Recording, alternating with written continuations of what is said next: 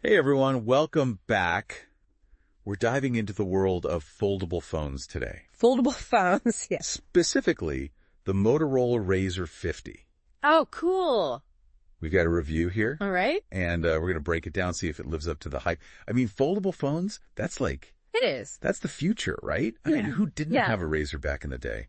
I mean, I think they're pretty cool. It's really interesting to see how they've kind of gone from being a novelty to now they're like a real player in the smartphone market. Yeah, so this Razr 50, it's definitely got that retro look. Yeah. But it's got modern tech inside. Yeah, definitely seems like they're trying to capture both the tech enthusiast and also just, the casual user who remembers those old Razrs. Yeah, exactly. Like that nostalgia factor. Totally. So first up, the design. I mean, you got to admit, it's pretty slick. It is, yeah, that clamshell. Yeah. I mean, it's a head turner for sure. Yeah, it's super pocketable too. Yeah.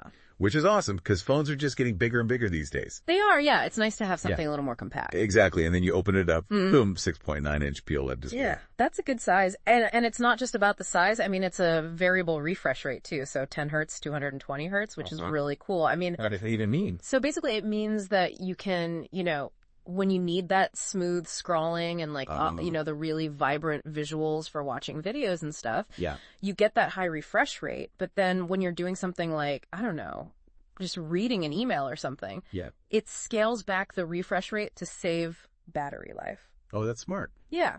Pretty clever. So it's efficient too. Exactly. Okay, so let's talk about the brains of this thing. Okay. It's got the MediaTek Dimensity 7300X chipset. Yeah, the 7300. That's a pretty, it's a solid performer. It's not going to, blow you away with like... top of the line specs. Wow. But for everyday use, it's going to be really smooth. So you can do your social media, email, web browsing, no problem. Okay. Multitasking, even a little bit of light gaming. So it can handle it. It can handle it, yeah. And they didn't skimp on the RAM and storage either. No, they didn't. You got 8 or 12 gigs of RAM. Wow. And then 256 or 512 storage. That's a lot. That's a lot of space. Yeah. I think they're really thinking about like... future-proofing? Yeah. For people who take a lot of pictures, videos, lots of apps. Yeah, because that's a big pain point for people. It is. Yeah. Running out of storage is the worst. Now let's get to the cameras because, everyone wants to know. Everyone wants a good camera. Yeah, so it's got a 50 MP main sensor. Yeah. And a 13 MP ultra-wide lens. Which is a good combo. Yeah. Ultra-wide's great for landscapes, group shots. For sure. Fitting everyone in. But I noticed there's no telephoto lens. Yeah, that is one thing that's missing. Do you think that's a big deal? I mean, it depends on the user, right? Like, some people really rely on that telephoto for those, zooming in. Yeah, like really far away shots. But if you're mostly taking everyday pictures, you're probably going to be fine with... Right, the main and the ultra-wide. Exactly. All right, so software-wise, it's running the latest Android. Yeah, which is good. I mean, you get that clean interface. Right out of the box. Right out of the box. Easy to use. Yeah.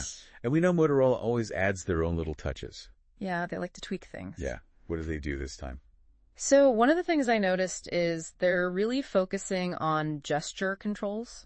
Okay. So you can do all sorts of cool stuff, like, Like what? Like you can swipe to open certain apps or, cool. Like chop twice to turn on the flashlight. Oh, that's handy. Yeah, things like that. And they're also known for their multitasking features, right? Yeah, they've always been good at that. So, split screen mode, switching between apps. Yeah. It's all very smooth and intuitive. Okay, so one thing I'm wondering about is battery life.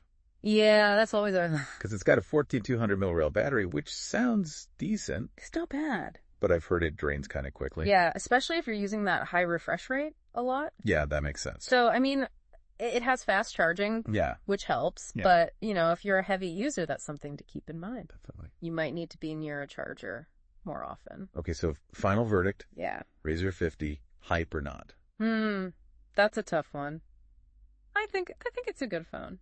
Yeah. I mean, it's definitely got a lot going for it. It does. That retro design is cool. Yeah. The specs are solid. Yeah. But, the battery life and the lack of a telephoto lens, those are things to consider. Yeah, it's all about trade-offs. Exactly. It depends what you're looking for. Exactly. So it's cool to see foldable phones becoming more mainstream, though. Oh, yeah, for sure.